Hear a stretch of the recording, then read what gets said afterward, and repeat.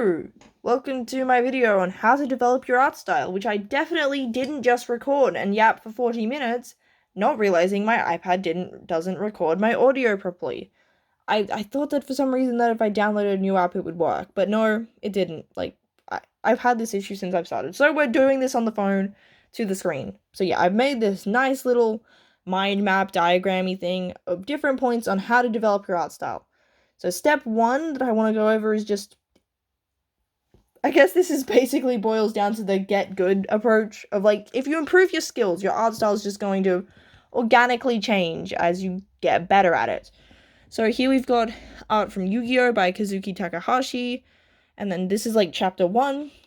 This is the same character. This is what they looked like in chapter 1, this is what they looked like in the final chapter. So, just naturally as they drew over time, their art style changed. And we've also can see that with here we've got, okay, that line is getting in the way, but here we've got sort of their colored illustrations after they'd finished the series. Not as much change from that, there's definitely a bigger leap here than there was from here, but, their art definitely changed a bit as they were drawing, sort of just, the more you draw, your art's going to get better and stuff. And here I wanted to emphasize some specific fundamentals. So these are the elements of art, these are the design principles, and specifically if you're not sure where to start with what to improve, I would suggest form. So form is basically the idea, 3D stuff in art. And yeah, I would just work on drawing your 3D shape. So maybe depending on what kind of stuff you draw, I am approaching this from sort of a manga sort of artist kind of thing.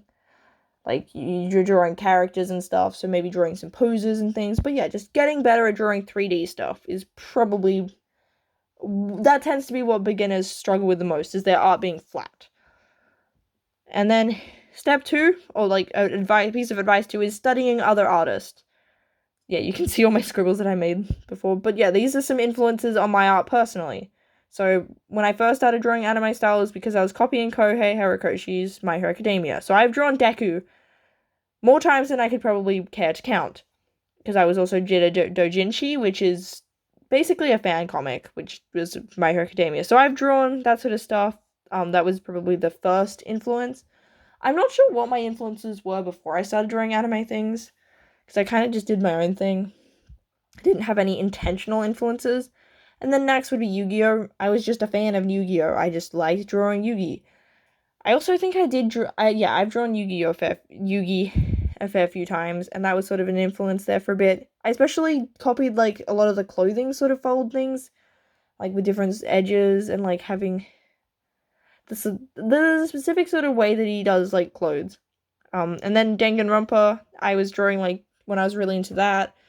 When I first played it, I would, drew a heap of the characters, and then I was drawing, OCs. I feel like drawing an OC is, developing your own original character for a specific style is a good way to kind of speed run the study, because you're, looking at a lot of characters, picking different pieces and stuff, you kind of getting things. That's if you wanted to be lazy and not just replicating, not wanting to just draw a piece one for one. If you want to develop with it, I feel like drawing OCs is something. And then KP Knox is an artist just online.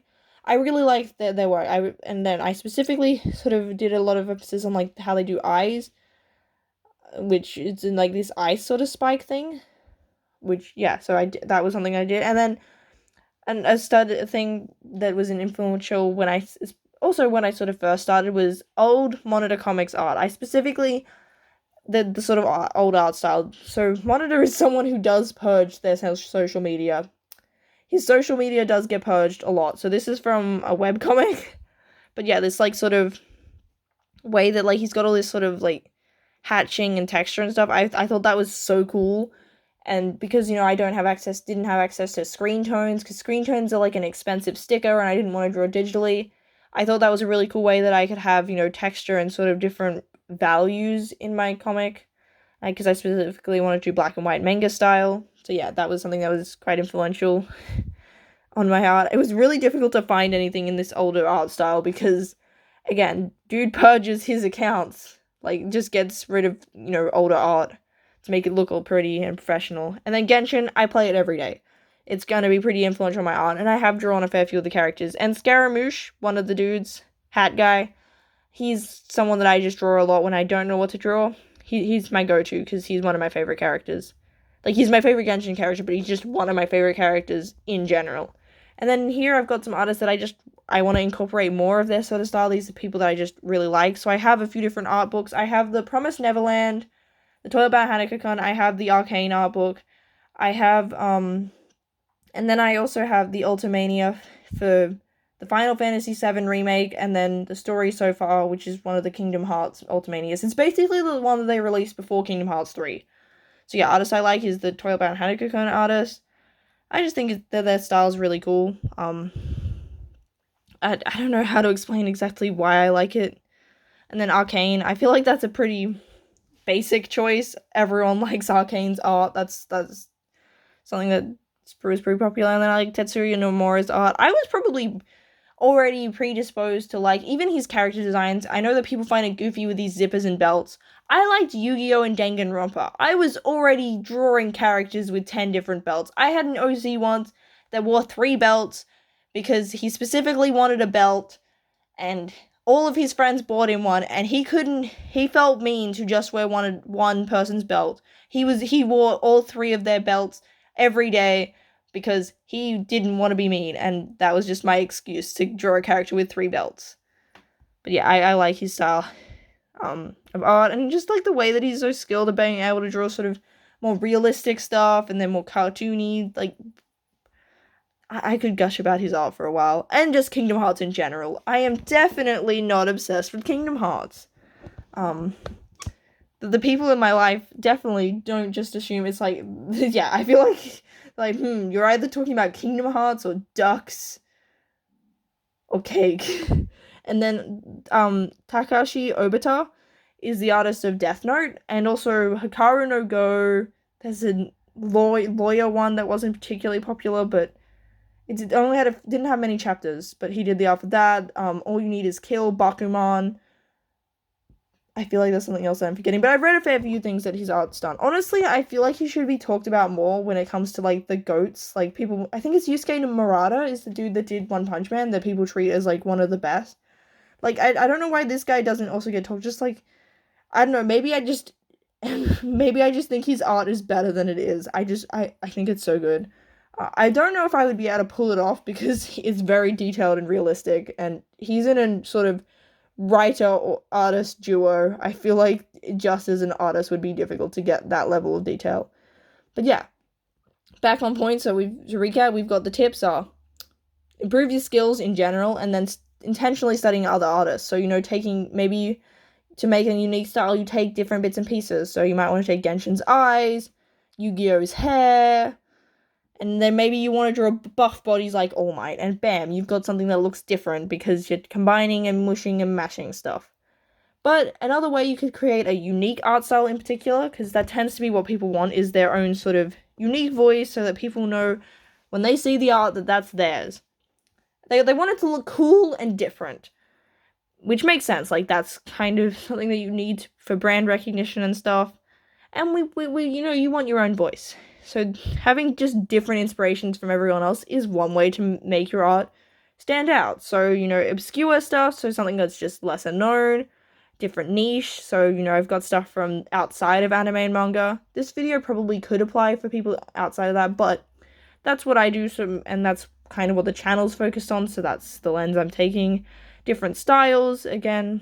So, like, a different niche could also apply to, if maybe you're a seinen artist, go take some inspiration from a shoujo or something, branch out of your specific thing.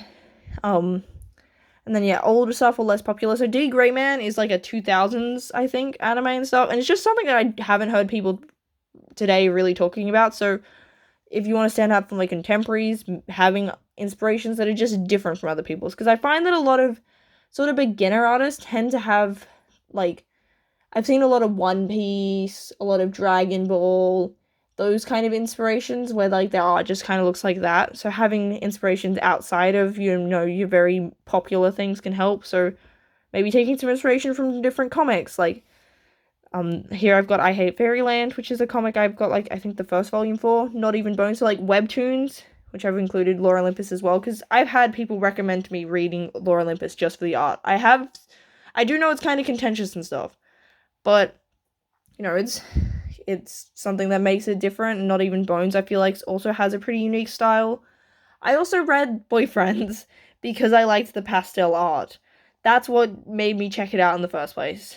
Was just because it's cool. And then I've got Monster High, because something about me that you might not know is I like fashion dolls. I grew up with Monster High, like the original, so like this is a pretty unique sort of style that I feel like could potentially be incorporated elements of. Maybe you want to take like the eyelashes, or just like the attention to detail with the things, or like the thick outlines. And then here we've got this sort of G3 revamp style. I do have more to talk about with Monster High later for a different point, but here we've got sort of a style that's pretty unique, like, and different to what most sort of manga artists like, with how glittery it is. So maybe that would be cool for like something like a shoujo with like that sparkly, because I feel like sparkles is kind of a girlier thing. And then here we've got some stuff from books. I bought this book because of the cover, and it's gorgeous, and I don't know what this art style is called, but I have seen it more and more with books in this sort of style. If anyone knows, like, if it's like a specific author of like artist or something, like, please. And I want a comic in this style. It just looks so pretty. And then this is like a part of the 10th anniversary for Clockwork Angel. I bought the book because I saw it was like hardcover. It was at Kmart. It was cheap, and it had these pretty artworks. And I was like, well, even if I don't like the book, it'll look nice on my shelf. But yeah, I feel like this is also a sort of a style that's, pretty different. So yeah, just having different inspirations is going to help your art style stand out. But on another note is, with your art, is consider the purpose of what you're doing with it is going to inform, what it looks like.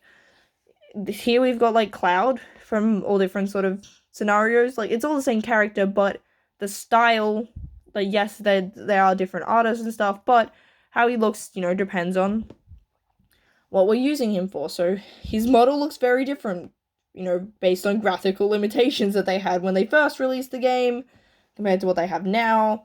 He looks different in Kingdom Hearts. He's got a sort of, I guess, like, I want to say he's got a more Disney-fied look, but I don't know if that's necessarily the most accurate way to explain it. But and then like the illustration looks kind of different, like, your medium informs it. And then I found this was like a like figurine, I think. So it's got a more chibi style for that purpose. And then we've got a couple of different, sketches and illustrations. Like, yeah, depending on what you're doing with it. Like, saying we've got like Albedo from Genshin is an example where this is what he looks like in his 2D artwork, and then his 3D model doesn't have his floofy hair. I do hope they fix it one day. And then My Hero Academia Smash is like 4 combers, so that's here. So like the pages have got these panels, and I feel like I dropped something, but that's fine. That can wait till later. We got these sort of chibi styles to, suit the sort of lighthearted tone, and then also help them fit in the panels. These simplified designs work better for how much space they've got. And then again, I said with the Frankie, like with the Monster High stuff, this is all the same character within the same generation, but like for different purposes. Yes, different artists and stuff, but you can see how that's informed sort of the style of approach. So we've got the original artworks they used to use on boxes and stuff, like the original illustration style. We've got the dolls themselves. This is what they look like in the Nickelodeon show, which apparently, like, because they needed to confirm the design for the show and compared to the dolls, and also what looks good in animation compared to what looks good in a physical doll. Like, there's reasons why their designs are different. And then this is the design for the music videos that are made by Mattel. So, they knew what the dolls were going to look like, and I guess they're more directly promoting the dolls, so they have that same sort of look. And they also have this sort of animation style that was vaguely reminiscent of, like, it has a sort of choppiness to give this kind of stop motion look to, again, I think make it look more like they're the dolls. And then we've got this sort of more, like, this is the style I showed before, this more, like, glamorous style, which is what's replaced the other artwork, because people didn't particularly like this art style for the illustrations, which I like. The art style I don't mind for, like, in general, but I do agree that it doesn't super suit a fashion doll. Like, it's not the most detailed, Like, I feel like that this style is just a bit more glamorous, which suits sort of fashion better. I have noticed that they look a little bit more greeny here. I don't know if that's just the specific images maybe altered a bit. I would have to check like what it looks like on the actual box to say if it matches better. But yeah, I feel like this sort of glitzy, more glamorous, detailed style suits what they're using it for. Like, that's a good example of how like purpose influences. I feel like this style better represents what they're trying to do with it. And then on top of like, I guess related to purpose is audience and tone. So like this is more specifically if you're I guess like making a project, but even if you're just thinking about your social media and stuff, like if you're having like a more sane and serious story, you might like high fantasy, you might want a really detailed style like Berserk does. Whereas that wouldn't suit something for more like a kiddie style or even something funnier. I feel like that more detailed, realistic, gritty like illustration works better for, your darker stories like horror and stuff. I wouldn't necessarily say that's is likely to work for a comedy, and yeah, like a kid's thing's gonna want like more cute style, more friendly. And then I've got Psyche K here because I feel like Nendo's design with the butt chin, you wouldn't have something like that in a more serious story. That's specifically kind of a comedy thing. And then we've got like the Love and Deep Space guys, which I feel like they're specifically designed, to look appealing to women. They, you'd be like they're designed differently to you guys in shonen, because what a teenage boy thinks is cool is different to what I'm assuming it's for adult women. I haven't played the game. I've just seen things come up on my social media and been like, geez, what is this? But yeah, I feel like that's sort of, and again, being a game, they've got sort of like you can see how they, and then something like Bikini Warriors, if you haven't seen it, it's like a parody of like different games and stuff. But they're designed in a very specific way that you wouldn't design them like that for kids, and their outfits are intentionally ridiculous, which leans into that sort of comedy aspect. But yeah, like, and also where the budget of the animation went into specific physics. Again, like, you wouldn't do that for something for kids. At least I really hope not. Please don't do that. But yeah, that's something that can inform, like, I guess your proportions could be influenced by, if you're doing spicy art, you might accentuate certain parts of the figure, if that makes sense. And then here I've got sort of a triangle of, like, the art styles. So we've got, like, anime, realistic, cartoon for your sort of, like, character designs. So up here we've got, 3 different iconic anime styles. And then I put Death Note a little bit further down because it's a bit more realistic than your average anime style. Again, like, all of these have, like, sort of different subsection families. Like, shoujo looks different to shonen, that sort of thing. And, like, depending on where it's from, like, the 90s stuff looks different from modern, contemporary things. But then we've got realistic. I specifically chose something from a video game and, like, a 3D render rather than a photo because, this is a model. Like, someone designed that. Like, it is based on a realistic likeness, but it's still an artwork. I mean, photos are art, but you get what I mean. Like, there was intention of, like, designing it. And then, I've got, like, the Final Fantasy VII remake sort of on this scale, a bit further down, like, for the realistic anime sort of side. And then we've got cartoon, where I've got a few different examples of just cartoon stuff. I also included Lego, because Lego's got a sort of distinct style. And we've seen different, stuff, like, lots of different characters have been adapted into, like, the Lego look. I've got Funko Pop here, because, like, that's also, a specific style, very distinct, very noticeable. I know not everyone loves that look, but it is an efficient design for what they're doing. They're mass-producing figures in a design that's easy to adapt characters to. Not everyone looks as good in it, but it's recognizable. Like, it does what it's gonna do. They've made lots of money. I feel like that's successful. You don't have to like it to say that, yes, like, they've done their job. And I feel like the classic sort of superhero style is, like, on, like, the middle of, like, this sort of spectrum. It can be argued where everyone goes. And then, like, your Spider-Verse sort of leans up a bit more anime, but also more cartoony than this. And then I feel like Arcane is this nice equilibrium between the three.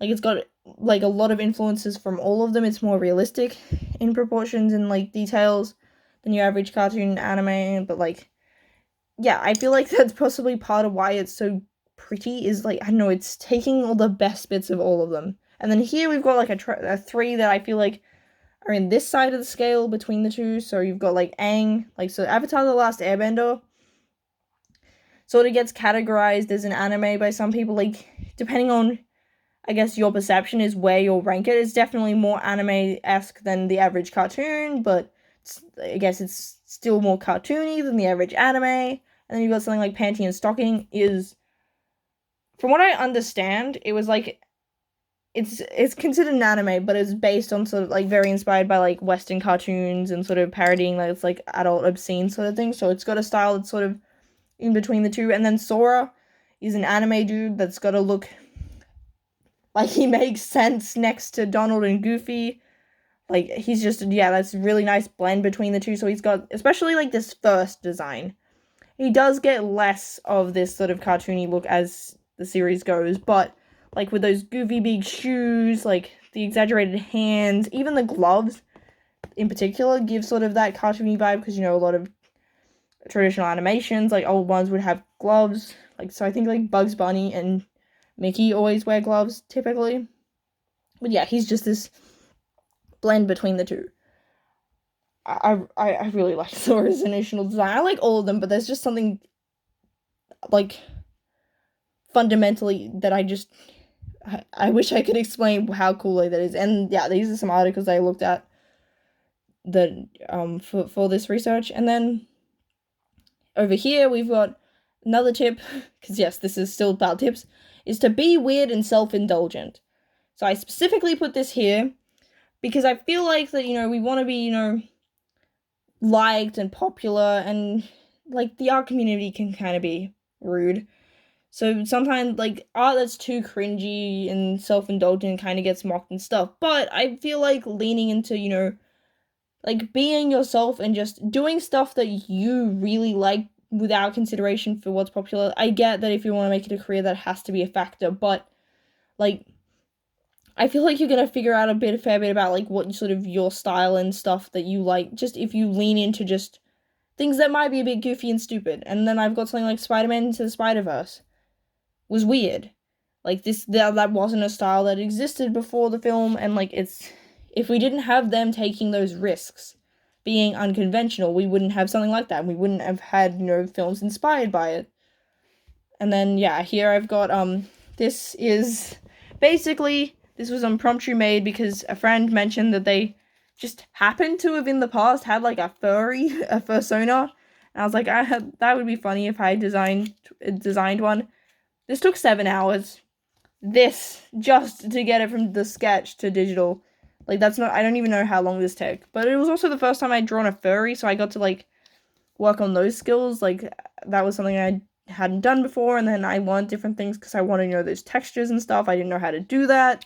So, unironically, this helped me learn different techniques and things. It took forever, though. I did not sleep that night, because I did it in one sitting. That was a bad idea, yes. And then we've got Hatsune Riku. I came up with the pun, and then I drew it because I thought it was funny. So it's Riku from Kingdom Hearts in Miku's outfit. And unironically, I think it's one of the posts I've had on Instagram with the most comments. I think people just thought it was, like, it also appealed to it. And then, like, here, you know, I was just drawing, like, OCs and stuff. Which, again, like, drawing OCs is a good way to you know, study different art styles. But, like, it can kind of be cringe and weird. And I feel like VivziePop is, like, the queen of this. Of really leaning into it and being rewarded for this, like, self-indulgent, weird designs. Because they sort of, like, were in this, like, deviant art, I think, era. I don't know, they were sort of online, like, before I was and stuff. So I'm not super familiar. But I feel like they really sort of lean into what they just enjoy. And it's paid off for them. So yeah, I feel like that weird sort of self-indulgent, you know, a lot of elements of VivziePop's style is just, I'm guessing, what she finds cool. Like, that's why they're all built like twigs and stuff. Yes, there can be downsides to it, and I get that, but I feel like that there's definitely this pressure to, you know, on social media and stuff, make stuff that you think is going to perform. So I kind of want to encourage people to just make stuff for yourself, be selfish, like, make stuff that's kind of cringe that no one else is gonna necessarily appreciate. I get that it might suck, and stuff. But yeah, I want to see more goofy artworks that's just, yeah, that sort of thing. And then here I've got sort of collection of artworks I put here to sort of show off how, like, your art style is a lot of different things. Like, these are all drawn by me, but I wouldn't necessarily, like, I don't know how obvious it is that they're all by the same person, if they even all count as the same art style, because, like, things like different mediums, different purposes.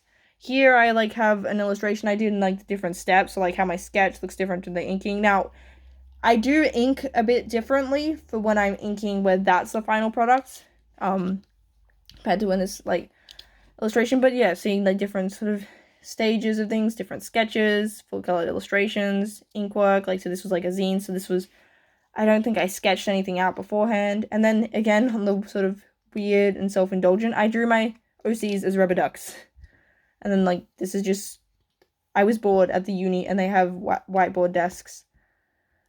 And then, like, these two were both mine, but, like, this was sort of just to play around with the color palettes and a very more digital style, whereas this one's got, like, a sort of more sketchy. This one also took a while, but, like, yeah, the way that, you know, different brushes and stuff can impact your style. But if you want something in particular besides just, like, get good to work on, is your eyes. I feel like that's the key to what makes a style distinct, is how they approach eyes. There's these two channels that I know have videos about, like, art styles and, like, studying stuff. This one in particular, if it'll click. Why is it not? Okay, we're zooming in then. This person, I've seen, like, some of their videos where they kind of, like, go through their study process and then, like, they'll draw their OC in the style based on what they learned. I intend to link the both in the description, because, yeah, for further research and stuff into people that have, you know, got, maybe you want to go into a specific art style, and that can possibly help out with that. And then I am kind of realizing that my phone is dying. But here we have sort of, I took my Instagram feed time, the stuff I posted on Instagram, which I think I started early 2022. So these are, like, things that I've gone, yes, this is Instagrammable. Like, I could go through sketchbooks, but I've got too many and I don't know where they are. But this gives a more curated sort of look. And I went through, like, sort of marked different ages, different specific things that were of note. So here, when I first started, I'm going to call it, like, the brand age. This was when I was very much like, oh, you want, you know, it to look nice. I want it to look kind of professional. I wasn't taking a lot of risks necessarily. A lot of, you know, just front-facing, like, portraits, full color, like, everything sort of a finalized illustration, that sort of thing. Here's sort of the first time you sort of noticed a development in the style as I started drawing more hair strands, which I think was when I started, like, playing things like Danganronpa. There was a little, like, maybe only a couple of months between this. Like, I didn't even notice I'd sort of made this development. But yeah, this is something that, like, kind of carried through, where I started drawing hair strands, basically. This is the first sort of sketch I posted. This one I know also looks a bit different because I remember the pen that I was using died. So, like, I didn't have that thickness of pen. And then we had an art study, which, you know, that shows a development in art style, because that's something where I was drawing a manga page to look like it. And then here I remember I was specifically trying to branch out for different poses. So that's a deviation. Here's my first digital. And then this one, with these little line things, that indicates to me that that's when I had done the KP Knop stuff. So that's something that developed in my art style, where, you know, I incorporated that into how I drew eyes, which you can probably see in some of these. And then this piece, I remember drawing this. I did it for a competition, didn't win, and I didn't want to win. Like, I'd drawn it, and then the more I thought about it, it just felt like it wasn't me. It felt like it had gone too far to being too similar to KP Knop's style. So yeah, that was, like, sort of like, oh, okay, I need to reel it back. This feels not like it's my style. And then I think we're in, so the development age is what I called here, which is, you know, working on skills and style and stuff. And then we have the experimental age, which is mostly manga May. That's where a lot of these pieces are from, because I was posting every day for, like, over a month, drawing different manga pages, so a lot of stuff is here. Because I do tend to go long stretches of time not posting. So yeah, I called it experimental age because I was playing around with different form, colors, like, all sorts of different things. Like, I drew a manga page using the rose brush. I drew, like, with, playing around with, like, how detailed I went, how non-detailed, like, that sort of thing. So, like, a lot of experimentation here, like, playing around with different forms, different mediums. Yeah, like, so we got, like, watercolor, we've got, like, some digital stuff, some traditional, like, some stuff's got full color, some doesn't, some's black and white, some's, like, maybe one color, some's more cartoony. Yeah, so, like, a lot of experimentation. And then the current age is what I'm going to call the digital/meme age. So I've just had more things that seem to be digital works than I used to. I haven't drawn a lot of my sort of full color illustrations, which makes me sad. But I guess, like, I have drawn, like, a lot of sketches and things, but not stuff that I've posted on Instagram. So it just looks like I've kind of somewhat switched to being a digital artist. Which I'm like, I do need to fix that. But, like, here, I was experimenting, and I feel like I really started to click with how digital art works, like here with the Kaching one. And then, yeah, just drawing a lot of self-indulgent meme stuff. So, like, that's a meme. These two are also funny. These are OCs that I made for different things. And then, the last tip, I guess, is to write down the traits of your art style. So go through your art style and write down just stuff that you can tell already are features that you're already doing, because you do already have an art style. Everyone does. This is more if you want to specifically curate or improve it, or, like, make it more unique. Whatever you're, like, if you're unsatisfied with your art style, like, these are ways, the measures you can take to get something more like what you want. So I tend to use bright, saturated colors, especially with, like, my markers and things. I'm not good at doing muted, subtle colors, which is why I think I struggle with skin, because anime characters tend to be quite pale, which is, quite unsaturated, and yeah, that tends to be where I find the hardest. Primarily traditional is what I draw in, but I also tend to expand out. I've drawn lots of other things, especially, like, posting stuff.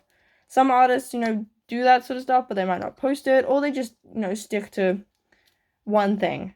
Like, they just draw traditional, they just draw, like, digital, that sort of thing. And then the eye spikes, so that's like this, and then, like, lashes and stuff, but, like, these sort of eye spikes are something of my style, like, that I've used.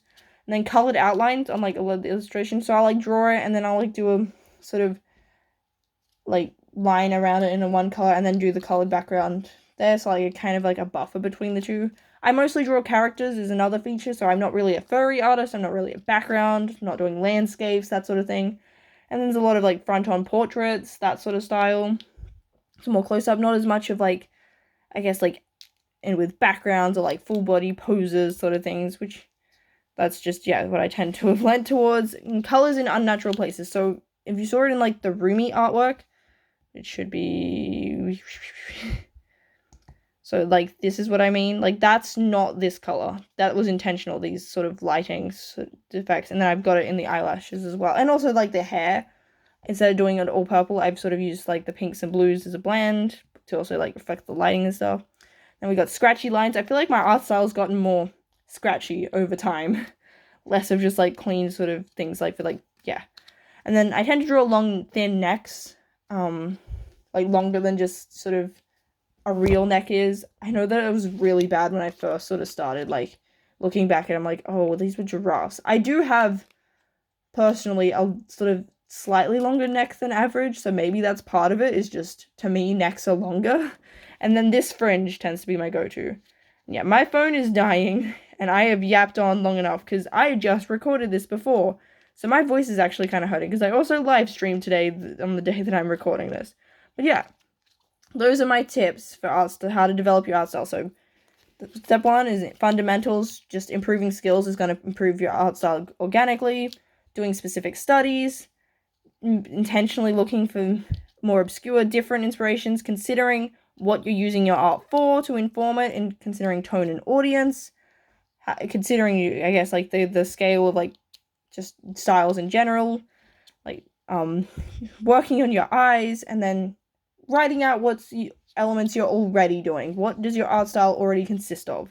And maybe you could also, I guess, reflect on that. Okay, I dislike this feature, so I'm not going to do that sort of thing. And yeah, if you've watched this far, maybe consider liking the video, because you did sit through all of this.